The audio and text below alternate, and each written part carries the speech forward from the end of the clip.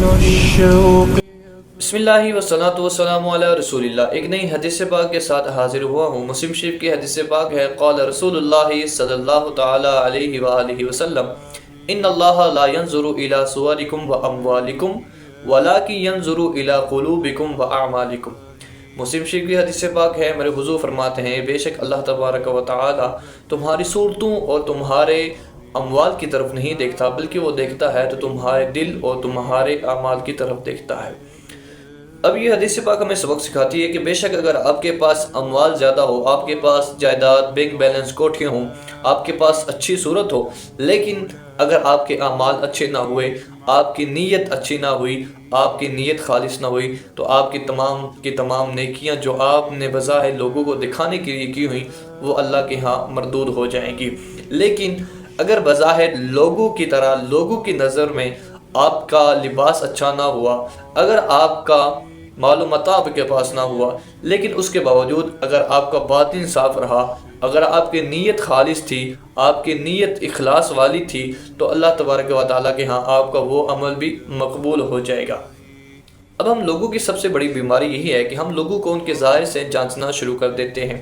اگر بظاہر کسی کے پاس مال و متاع زیادہ ہوا، کسی کے پاس بینک بیلنس، جائیداد، کوٹھیاں، یہ سب چیزیں آشائشیں اس کے پاس موجود ہیں، بظاہر ہر چیز اس کے پاس خوبصورت موجود ہے، تو پھر ہم اسے دنیا کا سب سے اچھا انسان سمجھنے لگتے ہیں، ہم اسے دنیا کا سب سے متقی اور پرہیزگار انسان سمجھنے لگتے ہیں. ہم سمجھتے ہیں کہ بس ٹھیک ہے، یہی انسان اچھا ہے. اور دوسری طرف اگر ایک انسان کے پاس دوسرے اس انسان کی طرح وہ مال و متاع نہیں ہے، وہ جائیداد نہیں ہے، وہ بینک بیلنس نہیں ہے، وہ اس کے پاس کوٹھیاں نہیں ہیں، اس کے پاس دوسرے لوگوں کی طرح ظاہری خوبصورتی نہیں ہے، لیکن اگر وہ شخص باطن کا اچھا بھی ہوا، باطن کا خوبصورت بھی ہوا، اگر وہ متقی اور پرہیزگار بھی ہوا، تو پھر بھی ہم لوگ اس کو اچھا نہیں سمجھتے. ہم لوگ اس کو فقیر کہہ کر یا پھر ہم اسے پاگل یا مجنون کہہ کر ٹال دیا کرتے ہیں. حالانکہ حدیث پاک تو ہمیں یہ سکھاتی ہے کہ اللہ تمہارے اموال اور تمہاری صورتوں کی طرف نہیں دیکھتا.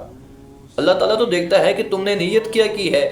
تم اگر کسی کے ساتھ کوئی نیکی والا معاملہ کر رہے ہو، تم کسی کے ساتھ بھلائی کر رہے ہو، تم کسی کے ساتھ اچھائی کر رہے ہو، تم کسی کے ساتھ حسن سلوک کر رہے ہو، تو اس کے پیچھے وجہ کیا ہے؟ تمہاری نیت کیا ہے؟ اللہ تو تمہاری نیتوں کو دیکھتا ہے. اللہ تمہارے دلوں کو، اللہ تعالیٰ تمہارے اخلاص کو دیکھتا ہے کہ اس سب کے پیچھے اس کی کیا نیت ہے، تو پھر جا کر ہمیں اجر ملے گا. لیکن اگر ہم نے اپنے مفاد کے لیے، اگر ہم نے اپنی کسی منشا کے لیے دوسرے کی مدد کی اور دوسرے کی ہم نے ہیلپ کی کسی کے لیے، تو پھر چاہے جائے کہ وہ اگلے کے لیے نیکی ہے، لیکن ہماری وہ جو ہمارے اعمال تھے وہ تو برباد ہو جائیں گے. کیونکہ حدیث پاک ہے، میرے حضور فرماتے ہیں انما الاعمال بالنیات، کہ انسان کے اعمال کا دار و مدار تو وہ نیتوں پر ہے.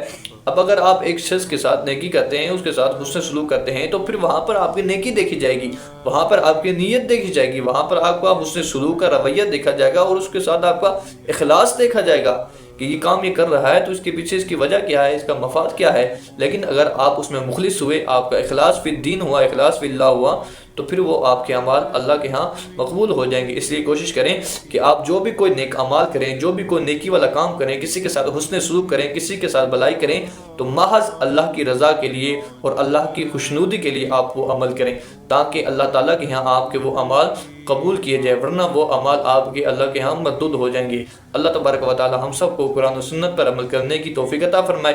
اسی طرح کی حدیث پاک سننے کے لیے میرے چینل کو سبسکرائب کیجیے. ملتے ہیں نیکسٹ ویڈیو میں ایک نئی حدیث پاک کے ساتھ. جزاکم اللہ خیرا. يبقى في اغترابي فقير